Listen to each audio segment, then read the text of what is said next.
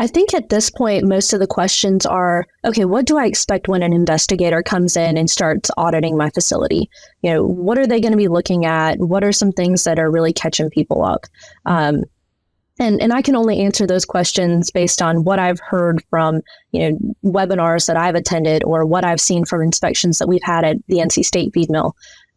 Mainly because I don't go out and inspect facilities. I don't go out with the inspectors, so I don't get to see that side of things. But I think that's where a lot of the questions are coming from. You can sit through the PCQI class and you sit there and you check. We're doing all these things, but from the eyes of the inspector, what are they going to come in and what are they going to really be honing in on? And for right now, I think that that's mainly things like mycotoxins and housekeeping, pest control. And I will say that, a facility that when you walk in and it looks nice, it has you can tell that it's been swept recently and it just has, this nice look to it. There's going to be a whole lot less questions about what you're doing when, there's a good first impression.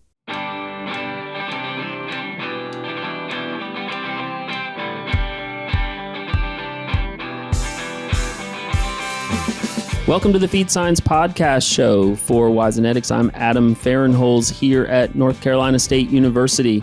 Today, my guest is a colleague here in our program, Marissa Cohen. Hello, neighbor. Hey, neighbor. I say neighbor because we are literally sitting in offices right next to each other. We had hoped to potentially do this in a recording studio here on campus, but we've got some nuts and bolts of that to figure out. But hey, perhaps sometime in the future, we will actually do some in-person of these where we're actually in a studio with a guest. But for now, we'll keep doing it this way. So Marissa is what we refer to here at NC State as an area specialized agent, which means that she has a specific set of outcomes and goals related to a very specific topic that she covers from the extension perspective, working with stakeholders out in the state, but also nationally and in some cases internationally. And in her case, her title is the Area Specialized Agent for Animal Food Safety. So we'll be talking a little bit about what that means and what Marissa's roles are. But as with all of our guests, Marissa, if you would, give the audience a bit of a background of kind of how you got to be where you're at today, and then what some of your day-to-day looks like as that area specialized agent for animal food safety. Sure. So I have the weirdest path into feed milling ever. So my name is Marissa Cohen. I kind of got my start at NC State. I wanted to become a vet. So I started with the zoology program here at State. And I did an undergraduate degree. I got my bachelor's in zoology with a minor in wildlife science. After my undergrad, I decided that I didn't really want to go to vet school and I wanted to do something related to animals. So I started a master's degree in animal science, and I did a minor in nutrition where I got involved in the feed milling program. Another weird pathway into poultry science, I was working as a lab animal tech at the time. So I took care of the birds that we housed here for research in the building. So once I finished that degree, I decided that I really liked the feed milling side of things and decided to apply for the area specialized agent position. And I'm really glad that I did. I love my job. I love what I do. I love the people that I work with, both at State and outside in the industry. But what I'm doing now is I'm really creating resources and helping the industry comply with food safety regulations. And that's kind of morphed even from when I started this job almost, I think, 7 years ago now, where I was solely focused on FSMA. Now I'm kind of branching out and I'm helping folks with things like BSE, BFDs, medicated feeds, when they have questions about that kind of stuff. Most recently, I've kind of branched out even more, getting involved in helping some of those smaller folks that want to start a pet food business or start making pet treats, helping them with that registration process through the Department of Ag. So my job, as it was 7 years ago, is completely different today. Evonik Animal Nutrition is committed to ensure food security and safety while reducing the ecological footprint of animal farming. Its products and services use evidence-based solutions that seek to promote animal welfare and reduce reliance on natural resources. All this is underpinned by long-standing industry partnerships and deep customer understanding. Evonik's focus on efficiency, sustainable, healthy nutrition, and collaborations with livestock farming partners creates value for customers and consumers. Yeah, that's certainly a fact, and as someone who sat on the committee when we went through the process and ended up hiring the position and hiring you into the position, there was a lot of I'd say a lot of question about what exactly this person would be doing, and as you mentioned, FSMA, the Food Safety Modernization Act, had basically been fully implemented at that point, but everybody was still learning how to comply. And it was, well, this will be kind of the FSMA position. But I'll give Marissa some flowers here to her credit.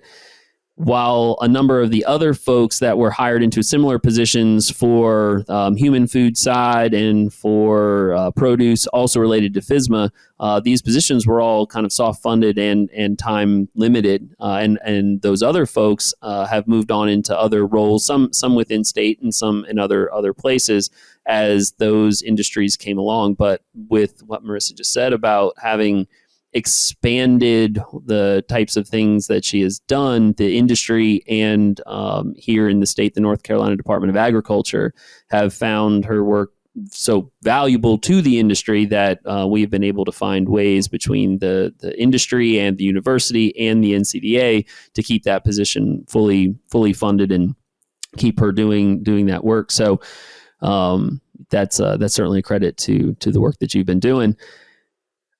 I guess I would ask, from the perspective of kind of what you mentioned, some of the different things that you do, but let's get a little deeper into some of the details on kind of like a day-to-day. When a person, a stakeholder, were to call and say, hey, we could have we've got some questions, or we've got some concerns, or perhaps your info has been passed along by somebody. What does that conversation look like from the start, and what are the kind of things that you actually do to help them solve whatever their problem might be? And feel free to throw in stories, examples, that sort of thing. Our folks like hearing about some of the fun stuff that actually happens in the real world. Yeah. So the first thing is usually that initial conversation. What do you need help with? What is how did you get my contact information? Was it a regulator came in and did an inspection and they're saying, yeah, you might need to contact this person at NC State, or did they find me a little more organically?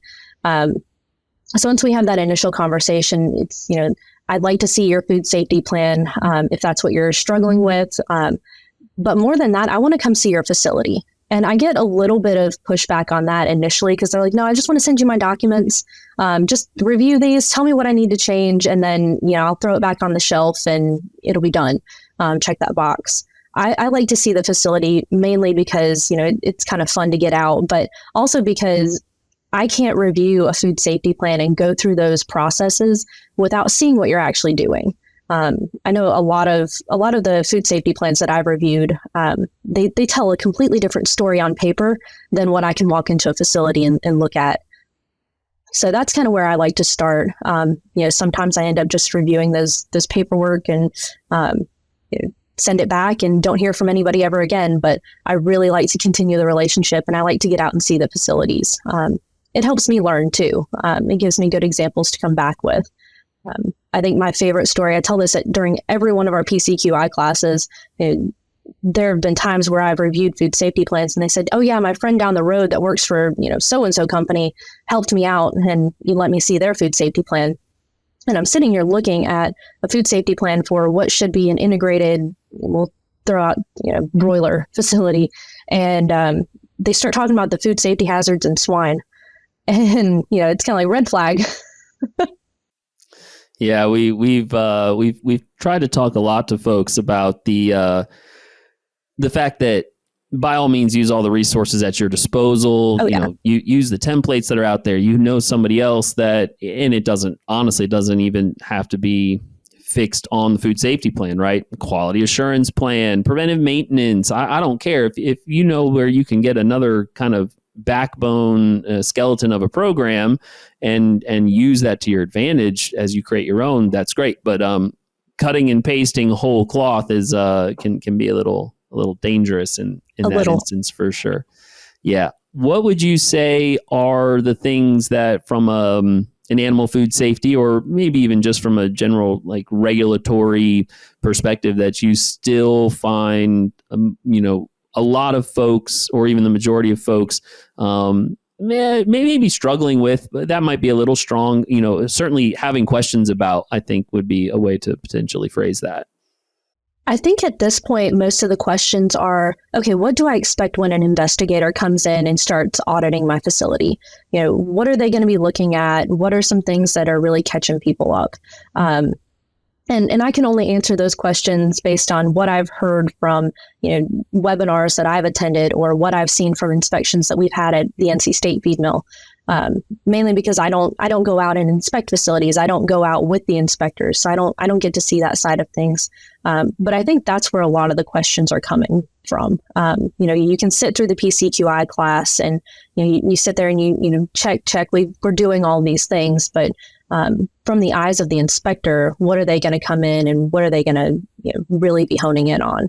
And for right now, I think that's mainly things like mycotoxins and housekeeping, pest control.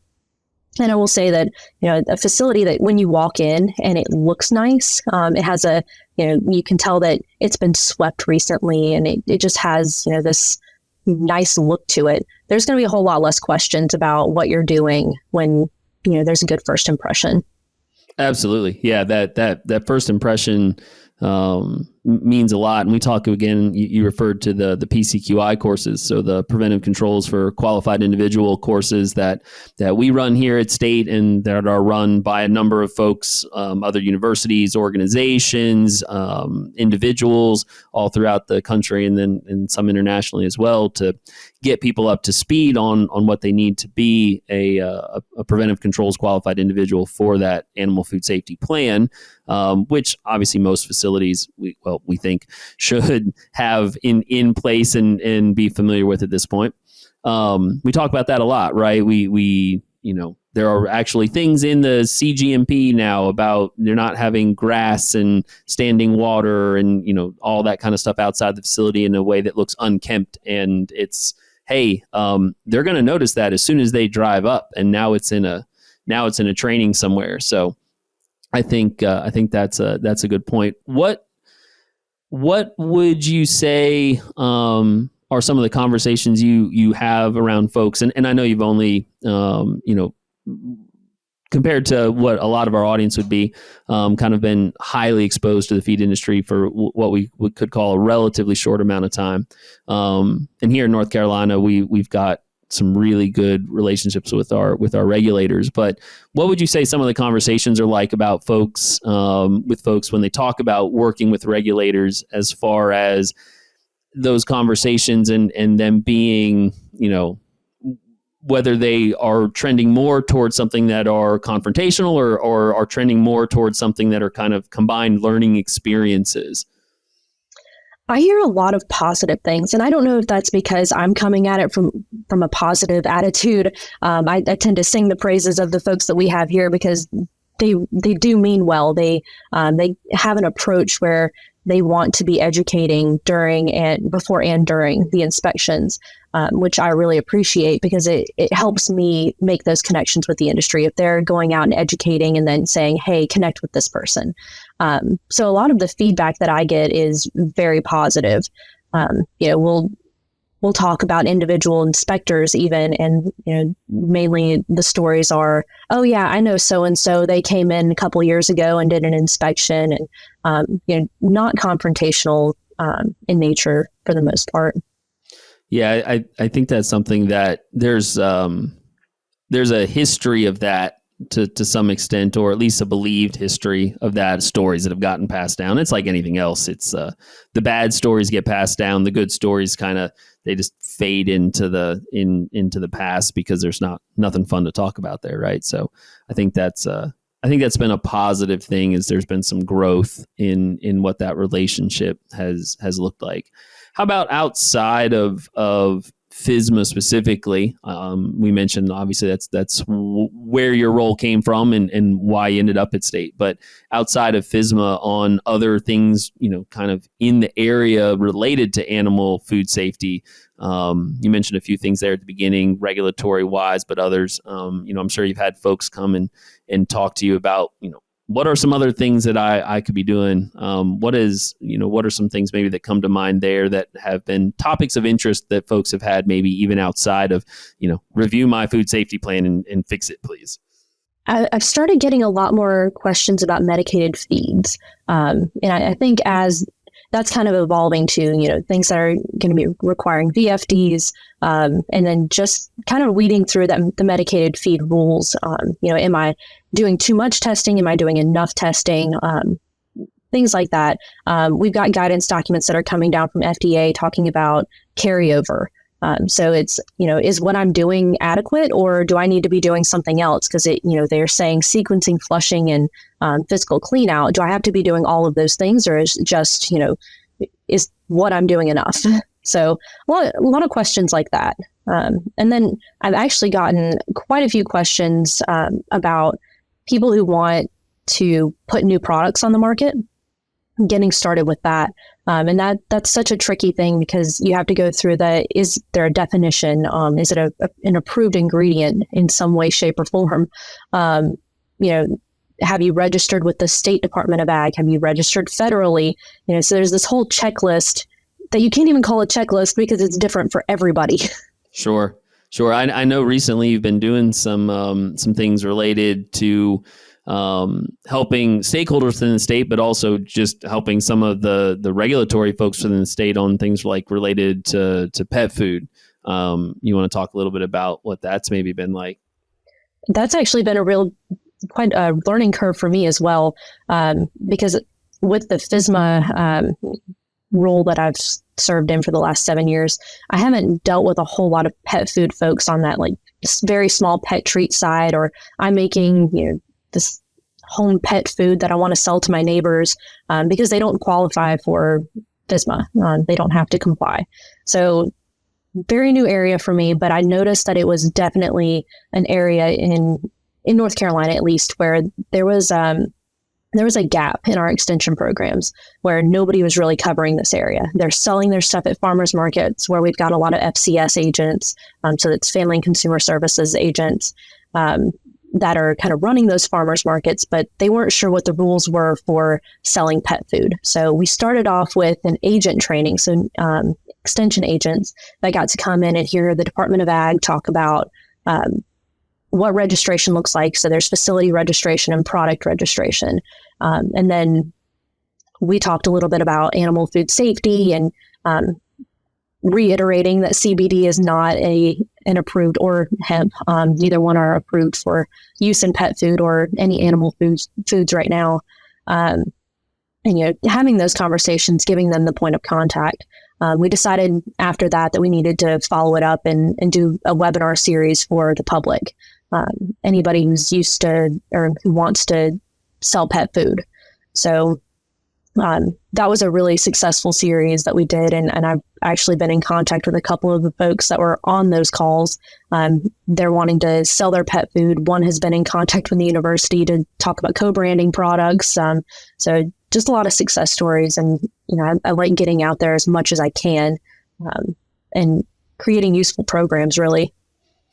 Yeah, it seems, and it's especially true here in the Southeast, and obviously, the hopefully our audience is throughout the country, and we know we've got some international listeners as well. But for those that I guess wouldn't be familiar, in the Southeast, we're very obviously heavily dominated by large integrated operations. Here in North Carolina specifically, it's a lot of broiler. A lot of broiler facilities and also mills doing work for breeders and layers and things like that. On the chicken side, we've got a large turkey industry here in the state and a large swine industry here in the state, and we focus a lot on those really large feed mills. And again, that's somewhat true throughout the throughout the Southeast, but there's a lot of small facilities out there, even in a state like ours where the overall tonnage is dominated by these large facilities. There's still a lot of small independent facilities out there doing a really good job at what they do, but they don't have access to some of the kind of corporate resource, share the load type of thing. I know you've gotten the chance to work with a lot of smaller facilities. What are some of the things that are, similar, or I guess maybe even more interesting, the differences when you go and work with someone that's, we have this one feed mill, we've got these 10 employees that work here, some of them have been here for 40 years. What is that like compared to some of the more large scale operations? So the first thing that comes to mind is that generally those 5 to 10 people that are working there are all related. It's generally a family business. It's, mom and dad started the business, and now, all the children, the in-laws, the grandchildren, they're all involved. So that's kind of a cool thing too. It becomes a family thing, versus more of the corporate world where, we get a lot of turnover. So I'll work with folks on their food safety plans, and then a year later or 2 years later, I'll find out that they've moved on to a different company. And I'm still working with that individual, but just at a different place. So those are kind of the differences in what I see. But yeah, I really enjoy going into the smaller feed mills. A lot of times it's like stepping back in time a bit. They don't have the high level automation. They don't have, generally, most of them don't have pellet mills or anything like that. So, it's just bringing ingredients in, and hopefully having a good quality program to go with that, and, sending feed out, whether it's, in bags or delivering it straight to the farms of their customers. Yeah, I think it's an interesting dynamic. And you and I have talked about it a number of times from the perspective of, as things change, obviously on the large scale animal food food animal, in this case, food animal production, we're going to have these very large facilities that are doing all the work, and not knocking any of that. That's some of our best stakeholders and folks we love to work with. But there's also, as folks will see in the grocery store or anything else, people, go into the farmer's market, right? And I'm going to try to buy local. And I think we've seen quite a bit of that too, where our feed industry, there are a lot of folks that would like to go buy from that smaller local facility. Maybe, they don't want pelleted feed. They want something that looks a little bit more unprocessed. Unprocessed. Good. I was going to use the word natural, and I was really trying hard not to use the word natural. So good for you with unprocessed. Unprocessed is a good word. So yeah, it's something that's unprocessed, something that looks more like, hey, I'm going to throw this out in the backyard, and the chickens are going to really like it, kind of thing. And I think there's some really interesting opportunities for those folks to do it. And I think what you just talked about there, structure is probably helpful for that, because they build those relationships with customers that are pulling up to the dock, kind of like the old days would have been. Once again, my guest today is Marissa Cohen. Marissa is the area specialized agent for animal food safety here at NC State. Let's switch gears just a little bit and talk a little bit more about some of the other stuff that you're doing. So for those who think that they've got a busy life, in addition to Marissa's full-time job, Marissa's also a PhD candidate here at NC State, hoping to finish up her doctorate soon. Why don't you tell us a little bit about kind of what that, let's talk a little bit about what you're actually doing. You don't have to go too far in depth, because I'll start understanding what you're talking about at some point, but also what that process has been like as far as, being an employee and a student at the same time, and kind of how that's been. The first word that comes to mind is long. It's been a really long process. Fair enough. I started this journey back in 2016, and I've just been kind of taking my time with it. And the university pays for me to take classes because I'm an employee, so that's a really big perk. So I can kind of do my research slowly and get everything done at it. Really a snail's pace, but it's because I'm working this full-time job that keeps me pretty busy. So I think my dissertation title is the use of technology in poultry education and research. So I've done quite a bit of research in using enzymes in turkey diets, but we've also played around with AI as a management strategy for growing those birds. So that's part of the dissertation, and then taking it in a completely related but opposite direction. I've also been working with ag and extension education topics to create feed mill tools for the classroom portion of the program that you and I have worked on those Delta grants, and that's our distance education group on campus, to create some really cool tools, and then assessing those tools to see what the students, what their perception of them is, and are they useful? Did they help you go through the class? Did they build your confidence in your self-efficacy throughout that classroom portion? Would you say that there are any particular benefits to being a student while also like working a job at the university? Is there anything that actually comes to mind of like, no, while a lot of it is hard and a lot of it is, as you said, long and busy and wearing different hats and all that, are there any benefits that you get that you think, other members of the staff or faculty wouldn't get to do this kind of a thing because I'm a student? I mean, there's the obvious learning component. So I get to take classes and I get to, expand my education. So that part has been awesome. But I also get the work experience. So whereas a traditional graduate student comes in and, they might be on a research assistantship or a teaching assistantship and they have to do that part of the work. I have professional experience. I get to go meet with stakeholders on a fairly regular basis because it's my job too. So I think that's probably the main benefit. And it's actually one of the things that I love the most about my job is that, I don't have to be loyal to one company while I'm doing my education, because we do have people that come in here where their company will pay for them to come in and do a degree while they're working for them. So I get to kind of get a taste of everything that's out there in the industry while I'm doing my graduate degree. And I would say, and you tell me if I'm wrong, but I think it'd be fair to say that in your role, obviously you've got kind of your particular job description and things that you're supposed to do. But in addition to that, within your role, you've kind of fallen in love with the idea of extension and what extension is about. And so I haven't on this particular podcast anyway. I have not explained to the audience like what extension means and what it is and where its value is and why it's fun to be in extension. So I can't think of anybody better to maybe explain that to the group. So if you wouldn't mind, what is extension and why do you like being such a part of it? I get that question a lot. Like every time somebody asks me what I do and who I work for, I work for Extension. And they're like, what in the world is Extension? Which tells me that we need to do a better job explaining what Extension is and that we're here. So Extension is, based out of land grant institutions, and NC State is one. North Carolina A&T is our sister institution that also has an Extension mission. And what we do is we provide services to the citizens of North Carolina. And it's so broad spectrum.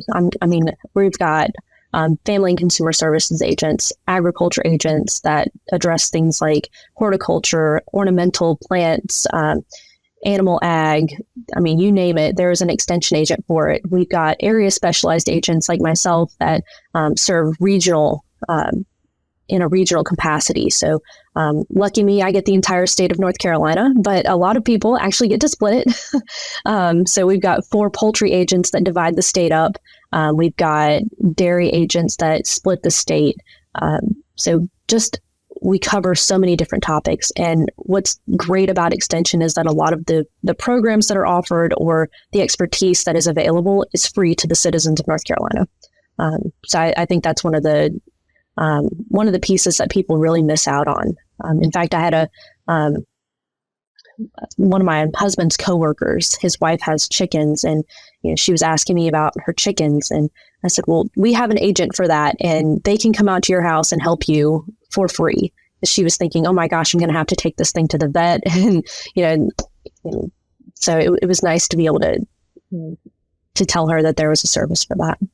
Absolutely. So The other thing I think that's fun for a number of us, and it's certainly been something that we've seen you really enjoy, is the opportunity also working with Extension to get to go and be involved with programs that aren't even, they're not yours. They're we just all kind of help each other out. So turn this into some sort of sports podcast here and make you start ranking things. But I was going to say top 5 favorite Extension events to work with. I won't quite put you on that spot, but what would you say are some of the things that, even outside of your own, this is me doing my job. You mentioned, we do our PCQI events, and I've mentioned before on this podcast in the fall, we always have our feed production and maintenance school and our feed short course that we do in conjunction with the Carolina Feed Industry Association. So we've got our programs, but what are some of the other ones that you just really enjoy being a part of, just to be a part of and get out and see people? All of them, really, or most of them, that is. I've been part of a lot of different programs, and I think it's because I like event planning. I like being part of that. I like going out and volunteering. So some of the ones that I really enjoy, turkey industry days. I've been kind of part of that, not program planning, but kind of the execution of the program for a while now. And I really enjoy working with that group. And a lot of it is, it's the colleagues that you get to work with. It's getting to interact with the industry, but if you don't have that backbone of the program and people that you enjoy working with, then, it's not as fun. So that's why I keep going back. I enjoy working with some of our 4-H programs. And in fact, when you volunteer for those types of programs, you'll get started with talking to somebody who's got, a creative bone, and, we develop more programs. So I started working with the 4-H program here in the Poultry Science Department, and they do a program called Poultry Science Summer Institute. Back in 2020, when we were all virtual, they couldn't get the kids on together. They were doing a virtual program. And they thought, well, we usually do a feed mill tour. How in the world are we going to do a feed mill tour with 20 students and not be able to take them to the feed mill? So we took our virtual tour that we made as part of one of those Delta grants that I was talking about. And we recorded it and did a little bit of a voiceover so that they could take the tour on their own as a guided tour. And then we came up with an activity where the students actually got to bake chocolate chip cookies. And we talked about how the process of baking is so similar to making feed. And we could kind of help them understand the importance of, this is why we put all the ingredients in the bowl in this order. And this is why, the baking and then the cooling step, it's so similar to pelleting and cooling in a feed mill, and why that's important. Yeah. Yeah, good mixing. Good mixing, all that other good stuff, and the students that have gotten to be a part of that have really enjoyed it. So those have been some really good opportunities, and I agree with you. Some of those extension things. There's almost something to actually getting to go and do some of those different events and help out that aren't your own, and so it's just fun without the pressure in some cases. I'm here to help. I'm here to, I sit here as a faculty member, and when we go do stuff, Turkey Days being an example, I'm more than happy to, be in a gopher and going and setting up audiovisual stuff or having to go track this down or whatever, because when it's your course, it's a little more, okay, it's all on me and I've got to, perform. So I think that is kind of the fun of it. Oh yeah, I love showing up and being like, all right, tell me what you want me to do. I don't want to have to make the decision. I don't want to have to come up with something. Just tell me what you need done. Yeah, absolutely. It's fun to have that opportunity from time to time, be useful without being in charge. Speaking of that, I haven't talked about, Wilmer and I, when we did a version of these together and talked a little bit about kind of what it was like to be at a university. We talked a little bit about the joys of being faculty and working with students and teaching and all that. But I haven't had a chance to ask really anybody else. And so I'll ask you, what do you think are kind of the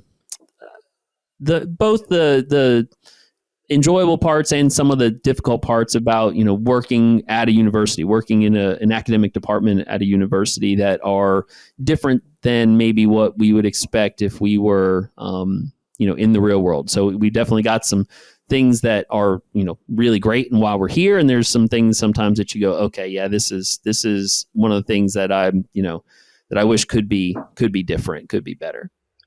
So, and I think you and I have talked about this a little bit.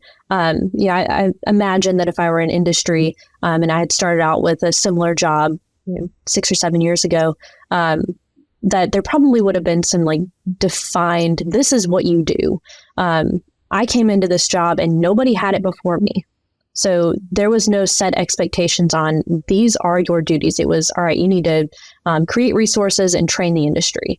And however you do that is up to you. So I think that was a really big advantage, being able to create the program and design it the way that I wanted it to be, the way that it fit into the existing program, like your program. But it was a little bit of a struggle because, there was no, all right, well, did you check all these boxes? At some points there were, okay, well, there's this box over here that you didn't know existed. Did you check that? But, and that's part of the reason that I love the job so much is because I got to design this program and have so much input into it. So I have a lot of buy-in for my job. There are also some frustrating things about working for the university in general. You're laughing because it's true too. And you don't have to list them. It's okay. No, I won't. Yeah. We don't need a record of it, I suppose. I go home and I talk to my husband who works for a corporation, and he's like, well, we have that stuff too. I've got to jump through those hoops as well. But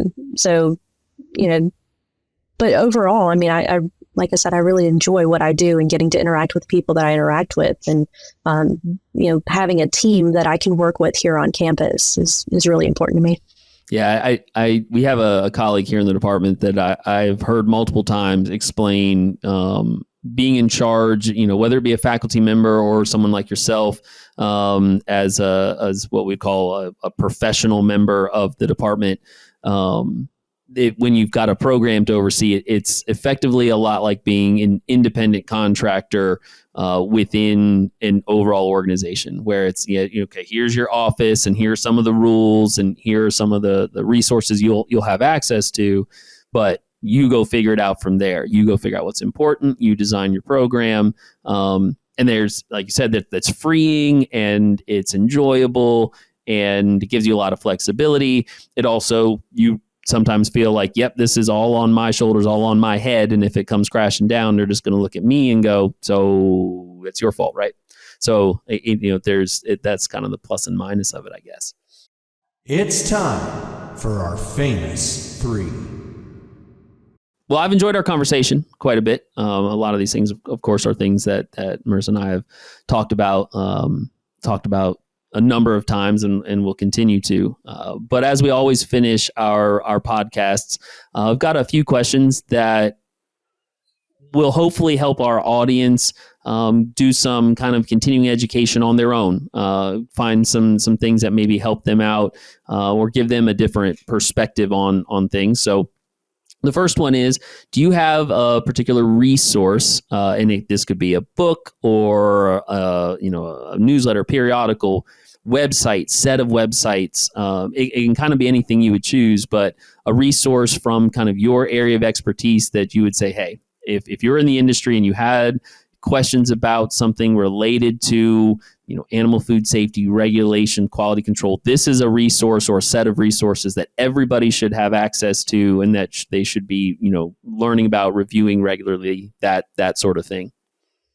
So I'm gonna put a plug in for myself a little bit. I'm gonna deviate from everybody else's answer. I'm not gonna say the FMT any version of it, although that's a very helpful resource. It's been covered already. So I'm gonna say, have you all been to my website? Not my website, our website. It's feedmilling. You can call it yours. She does all the work on it. So we can go ahead and call it Marissa's. That's fine. It's feedmilling.ces.ncsu.edu, and any resource that I've found valuable, I try to plug in there. Anything that we're a part of, whether that's myself, Adam, or Dr. Michael Joseph, he's also in the program. Anything that we have found valuable or that we're a part of goes on that website. The other resource that I'm going to talk about real quick is the CFR. And these handy dandy, this one is like well used because I reference it so much. Anything to do with the preventive controls for animal food rule is in that. You've got the smaller versions, but it's also in the preventive controls for animal food FSPCA curriculum. And all of that is on the website, but I find those resources probably the most helpful because I can very quickly find the answer to most of the questions that I get. Yeah, I think those are some excellent suggestions on the CFR side. As Marissa just kind of held up the little pocket version, which is an idea that we stole from actually the folks at FDA themselves, because a lot of them would run around with it just so they could remember as we were going through some of the developments of trainings and things like that. And said, well, let's just make sure we're getting the language right here before we build that into a curriculum or something like that.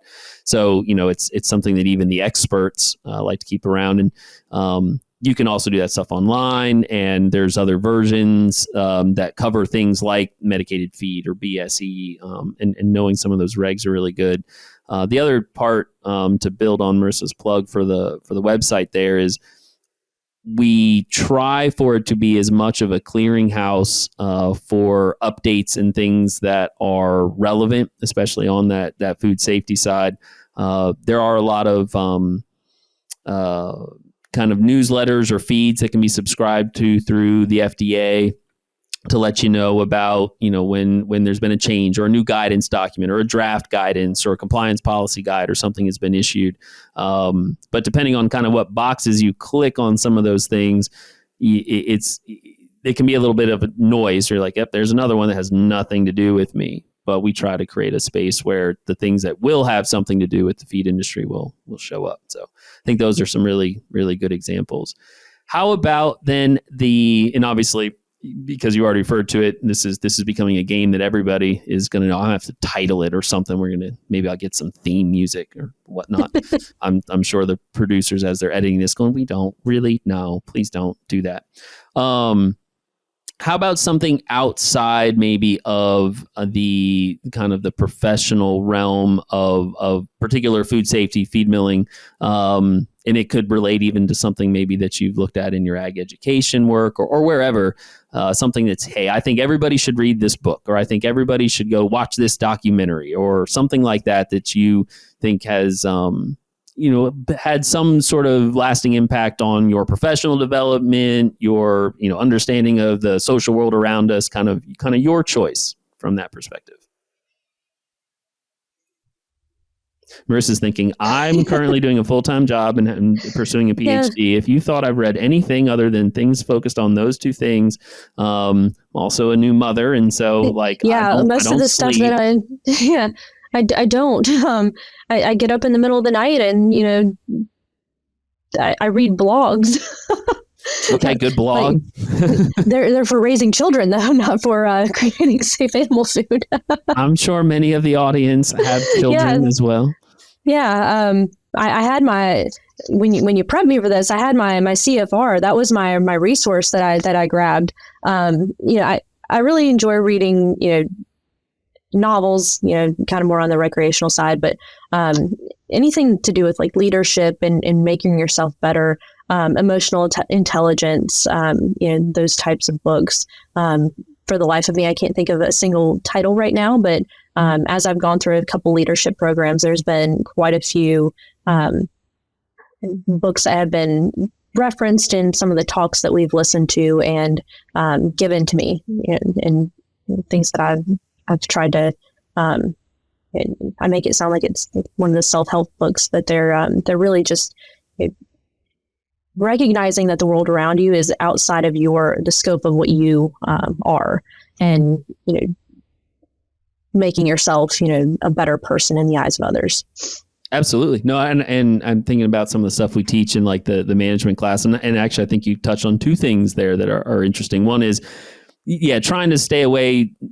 That might not be quite fair, but some of the things that you might kind of consider the quote self-help things, sometimes those things are a little, they're sugar coated kind of candy for, I know this new buzzword. But there's a lot of stuff out there that if you find the right resources, asking folks, reading book jackets, whatever, of leadership type of things, it'll make you think about something in a different way. And I think that's an important part, like you said, to make yourself better is trying to get someone outside of the echo chamber and go read about stuff that like, who's a leader that's doing something in a very different space than me, that maybe does some things that I wouldn't have considered. Maybe I should go read something they've written. Maybe it'll teach me something about myself. But the other thing you touched on, I think that is important from a management, and we kind of teased you there about, being a student and a new parent and a full-time job and all that.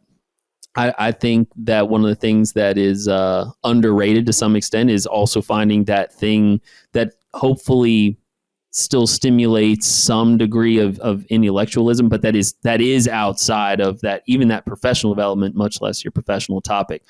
Finding novels that you like to read, finding podcasts that you like to listen to that are, just interesting and make you think.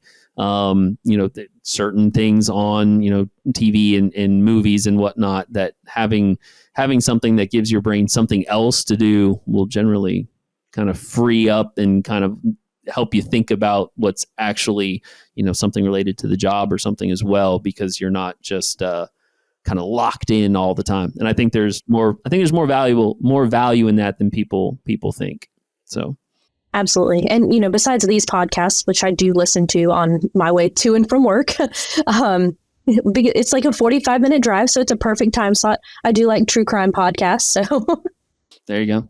Yes. Marissa has realized that when I think in the original intro, made fun of like the true crime podcast that I was talking about. It was targeted. Yeah, a little bit. My wife also has a few like morning radio show type of podcast that she likes to listen to, as do I.